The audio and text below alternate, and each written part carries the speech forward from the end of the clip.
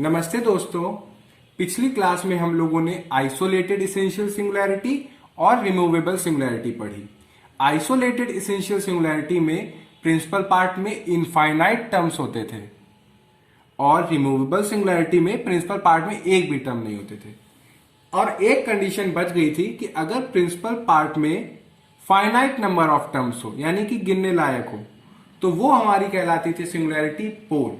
तो आज हम लोग पोल के बारे में पढ़ेंगे। तो देखिए कि इफ प्रिंसिपल पार्ट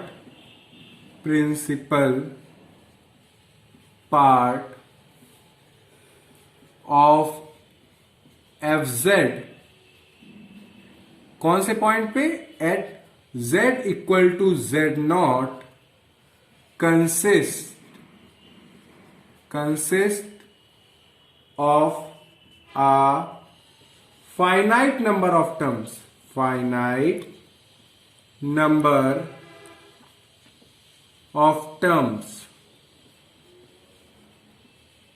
यानी कि जब फाइनाइट नंबर ऑफ टर्म्स है तो यानी कि हम लोग एक फिक्स है कि इतने टर्म्स होंगे, 6 हो सकते हैं, 8 हो सकते हैं, 12 हो सकते हैं, 15 हो सकते हैं। तो मान लीजिए हमने फिक्स कर दिए कि principal part of F Z, Z equal to Z not में फाइनाइट नंबर ऑफ टर्म्स है। और मान लीजिए हम लोगों ने टर्म्स ले ली एम टर्म्स से एम टर्म्स, तो हम लोग कहेंगे कि जो z equal to Z not है इज अ पोल। यानी कि अगर जो फंक्शन का प्रिंसिपल पार्ट है वो पर्टिकुलर पॉइंट पे फाइनाइट नंबर ऑफ टर्म्स रख रहा है तो वो पॉइंट कहलाएगा हमारा पोल। तो यानी कि then z equal to Z not is set to be a pole. अब इसमें एक चीज और बहुत ध्यान रखने वाली है कि प्रिंसिपल पार्ट में जितने टर्म्स होंगे उतने ऑर्डर का हमारा पोल होगा। यानी कि अगर प्रिंसिपल पार्ट में 7 टर्म्स है, यानी कि 7 टर्म्स है, तो जो पोल होगा वो होगा ऑर्डर 7 का। अगर 2 टर्म्स है तो पोल होगा ऑर्डर 2 का। तो यहां पे m टर्म्स है तो पोल कितने ऑर्डर का होगा, पोल हमारा m ऑर्डर का होगा। Then z equal to Z not is said to be a pole of order m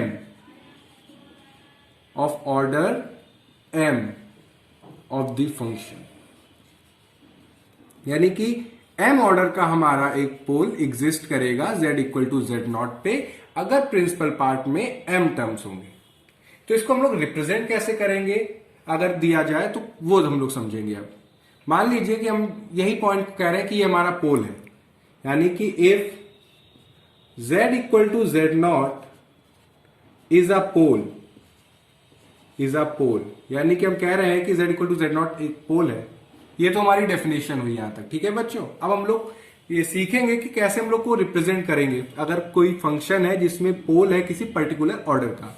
तो कह रहे हैं कि z equal to Z not is a pole of order m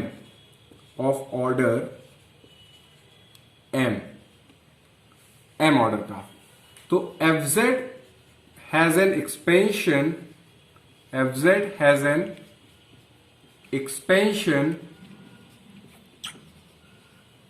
तो जो fz है उसका एक्सपेंशन क्या होगा, ये हम लोगों ने पिछले क्लास में पढ़ा भी था कि fz equal to summation n equal to 0 से infinite an z minus Z not की होल पावर n और अब principal part b1 z minus Z not plus b2 z minus Z not का होल स्क्वायर। 1 मिनट रुक जाइएगा बच्चों।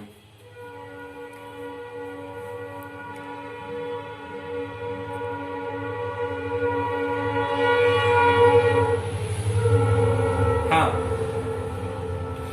क्योंकि z equal to Z not जो है वो पोल है, तो यानी कि जो प्रिंसिपल पार्ट है उसमें फाइनाइट नंबर ऑफ टर्म्स होंगे। और अभी हम लोगों ने डिस्कस किया कि जितने ऑर्डर का हमारा पोल होगा प्रिंसिपल पार्ट में उतने ही टर्म्स होंगे।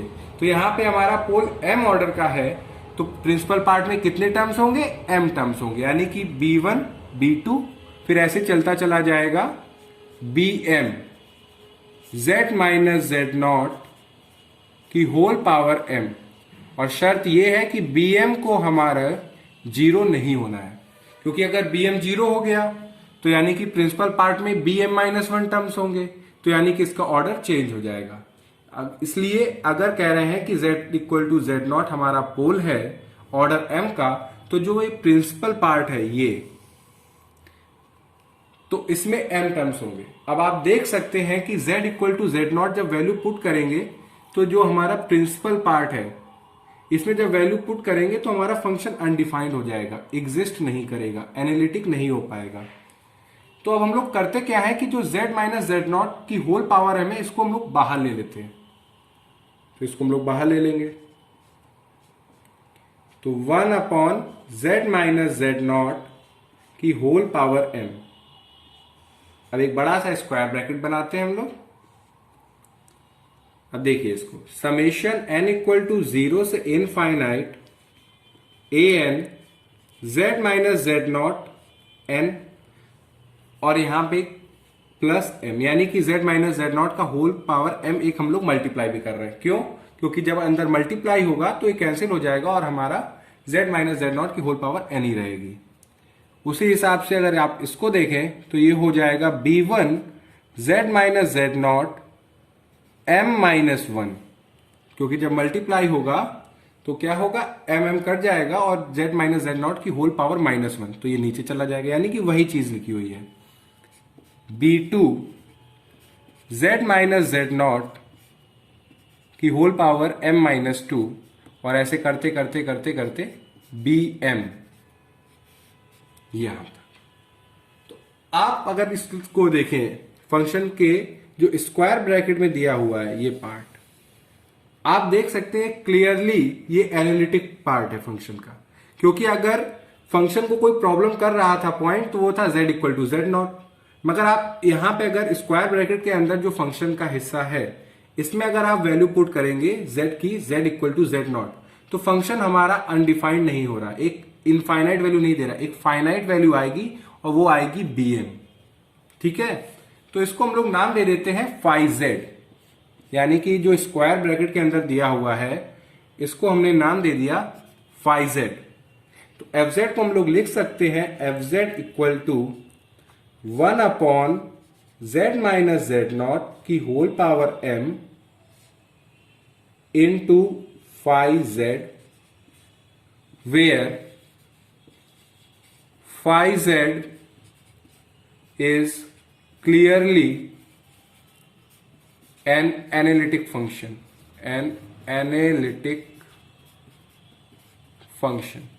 यानी कि हमें phi z जो है इससे हमें कोई प्रॉब्लम नहीं है। मेन जो हमें प्रॉब्लम कर रहा था वो था जो डिनोमिनेटर साइड में था, वो हमने यहां पे लिख दिया। तो आप इससे देख सकते हैं कि अगर कोई पोल होगा, अगर हमारे फंक्शन में अगर कोई सी पर्टिकुलर पॉइंट पे पोल होगा m ऑर्डर का, तो उस पार्ट को हम लोग नीचे लिखेंगे और जितने ऑर्डर का हमारा पोल होगा उतनी उसकी पावर कर देंगे।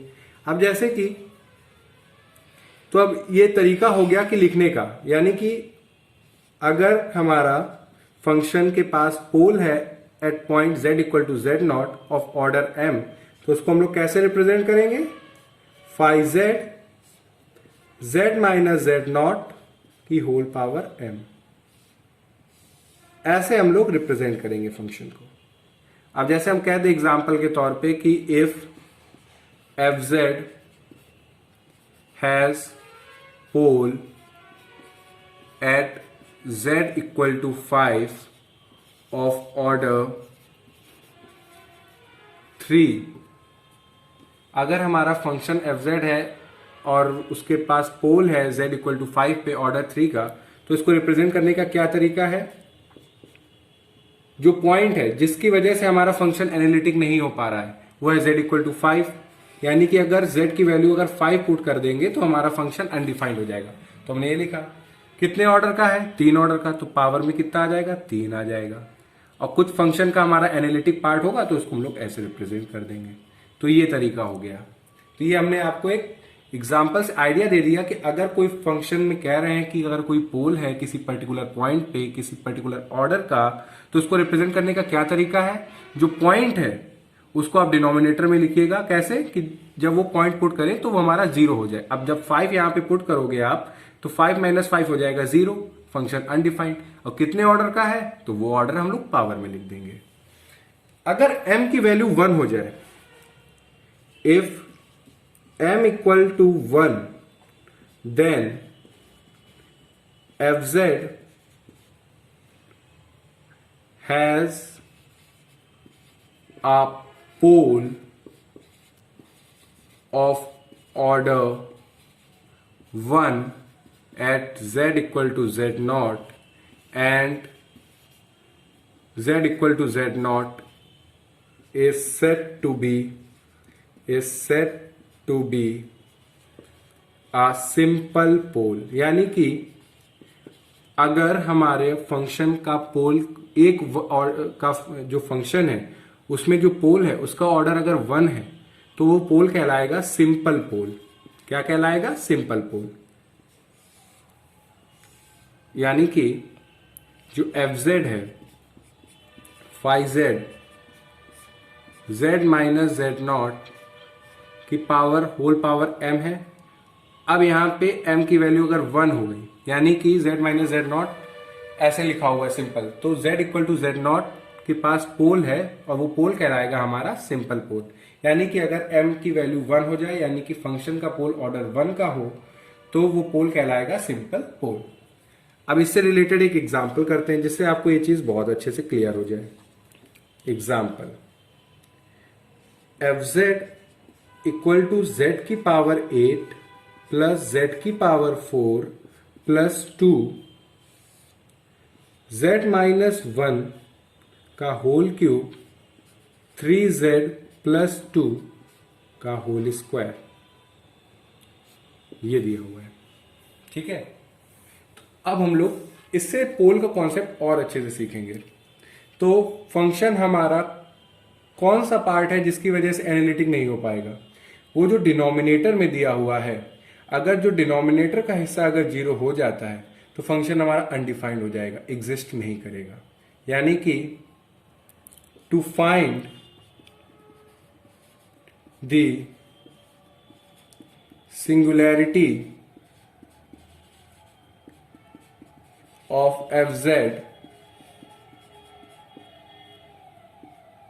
we have to put denominator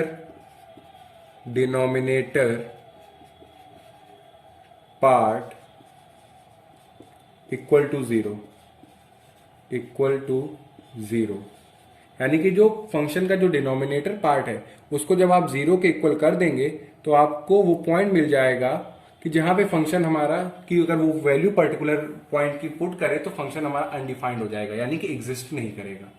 तो z माइनस 1 का होल क्यूब 3z प्लस 2 का होल स्क्वायर इक्वल टू 0। तो आप देख सकते हैं कि z की वैल्यू आएगी 1 1 1 माइनस 2/3 माइनस 2/3, यानी कि z की पावर z माइनस 1 की होल पावर 3 था, यानी कि इसके 3 रूट्स होंगे 1 1 1 और 3z प्लस 2, यानी कि यहाँ पे दो जो पावर है वो 2 है, यानी कि 2 रूट होंगे ये। यानी कि जब z की वैल्यू 1 होगी या माइनस 2/3 होगी तो फंक्शन हमारा क्या हो जाएगा? जो डिनोमिनेटर पार्ट 0 हो जाएगा। तो जब ये 0 हो जाएगा तो फंक्शन हमारा अनडिफाइंड हो जाएगा, एग्जिस्ट नहीं करेगा, एनालिटिक नहीं होगा। अगर आप देखें इसको ध्यान से तो ये हमारा क्या रिजेंबल कर रहा है? अगर आप इसमें देखें इसको, five z minus z not की होल पावर m, तो ये जो हिस्सा है जो न्यूमरेटर में दिया हुआ है ये एनालिटिक है, हमें इससे कोई प्रॉब्लम नहीं है। ये 0 भी हो रहा है तो कोई प्रॉब्लम नहीं है। प्रॉब्लम हमें डिनोमिनेटर पार्ट से हो रही है कि अगर ये 0 होता है तो फंक्शन हमारा एनालिटिक नहीं हो पाएगा। तो ये हमारा क्या हुआ? z इक्वल टू 1 पोल हुआ और माइनस 2/3 भी हमारा पोल हुआ।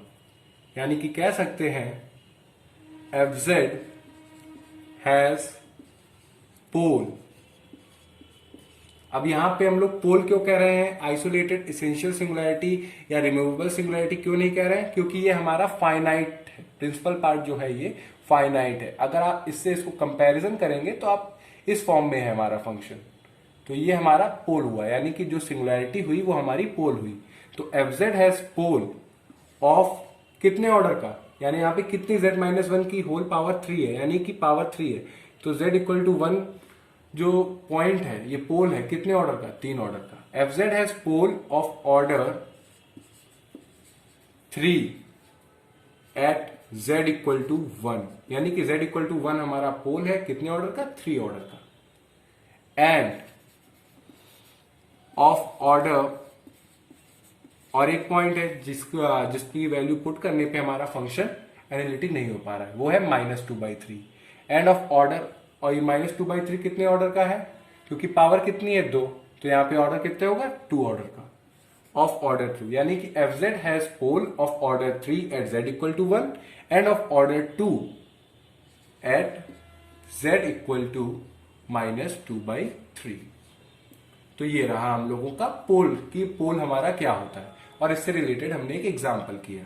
अब एक छोटा सा और चीज पढ़ेंगे हम लोग, वो है zero of an analytic function. फिर हम लोग जब जीरोस पढ़ लेंगे और पोल पढ़ लेंगे तो इनके कंबाइंड एग्जाम्पल करेंगे, तो वो बहुत बेनिफिशियल होंगे हम लोगों के लिए।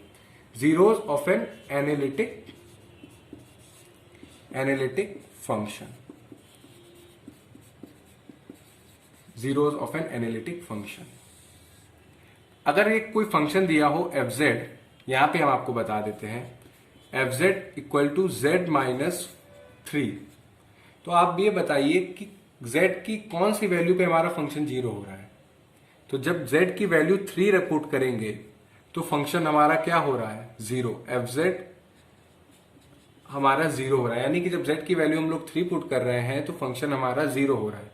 तो अगर हम कहें कि 0 ऑफ एफ जेड क्या हुआ, 0 ऑफ एफ जेड, तो यानी कि वो पॉइंट जिसको अगर हम लोग फंक्शन में पुट करें और फंक्शन हमारा 0 हो जाए, और यहां पे क्या पुट करने पे फंक्शन हमारा 0 हो रहा है, 3, तो ये कहलाएगा 0 ऑफ एफ जेड क्या आया, 3, यानी कि 3 वो पॉइंट है जिसको अगर फंक्शन में हम लोग पुट करेंगे तो फंक्शन हमारा 0 हो जाएगा। तो इसको अगर आप डेफिनेशन में लिखेंगे तो ये लिखेंगे कि the value of z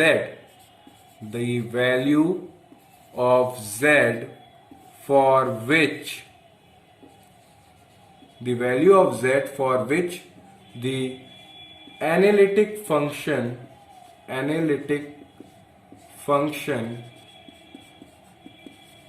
becomes 0, यानी कि z की वो वैल्यू जिसके लिए एनालिटिक फंक्शन हमारा 0 हो जाए is called, यानी कि the value of z for which the analytic function becomes 0, then that z is said to be a zero of fz, यानी कि z की वो वैल्यू जो अगर किसी एनालिटिक फंक्शन में पुट कर दी जाए और फंक्शन हमारा 0 हो जाए तो वो वैल्यू कहलाएगी हमारी, वो पर्टिकुलर z की वैल्यू कहलाएगी 0 ऑफ fz। अगर आप एग्जांपल इसमें अगर देखें, fz equal to z minus 8 z plus 3 दिया हुआ है, तो यहां पे 0 ऑफ fz क्या होंगे, जीरोस ऑफ fz, क्योंकि यहाँ पे 2 हमें पॉइंट मिल रहे हैं जिसकी वजह से हमारा फंक्शन अगर वैल्यू पुट कर रहे हैं तो फंक्शन हमारा 0 हो जाएगा। तो एक है 0.8 और एक है -3, यानी कि ये वैल्यू जब पुट करेंगे तो फंक्शन हमारा 0 हो जाएगा। तो जीरोस ऑफ fz क्या है, 8 और -3। अब जैसे कि यहाँ पे हम लोगों ने पढ़ा था कि जितनी पावर होगी उतना ही ऑर्डर होगा पोल का, सेम कॉन्सेप्ट यहाँ पे भी है। अगर z माइनस 8 की होल पावर 3 कर दें और z प्लस 3 की होल पावर 5 कर दें, तो ये हमारा जो 0 होगा ऑफ fz 8, ये कितने ऑर्डर का हो जाएगा, ऑफ ऑर्डर 3। जितनी पावर होगी उतने ऑर्डर का हमारा 0 हो जाएगा। और यहाँ पे 5 है तो 3 हो जाएगा, -3 हमारा 0 है ऑफ ऑर्डर 5। और यहां पे सिंपल 0 कब कहलाएगा, जब हमारी कोई भी पावर नहीं होगी, यानी कि अगर z माइनस 8 सिंपली लिख दिया जाए fz, तो सिंपल 0 हमारा fz का क्या होगा, simple 0 of F Z is 8, क्योंकि यहां पे पावर कितनी है 1, इसलिए सिंपल 0। तो ये हम लोगों ने पढ़ा पोल और जीरो। आज हम लोग क्लास में इतना ही रखते हैं। जब नेक्स्ट वीडियो होगा तो उसमें हम लोग थोड़े से थ्योरम्स करेंगे, फिर पोल और जीरो से रिलेटेड कंबाइंड एग्जाम्पल करेंगे। अगर इसमें आपको कहीं कोई डाउट हो तो आप कमेंट सेक्शन में लिख के बताइए। Thank you.